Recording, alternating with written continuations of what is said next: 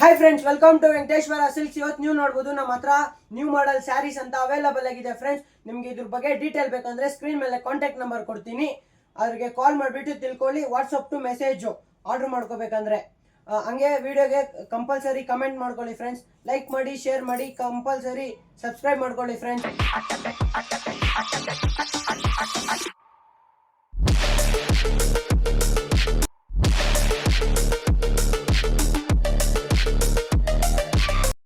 Hi friends, welcome to Venkateshwara silk.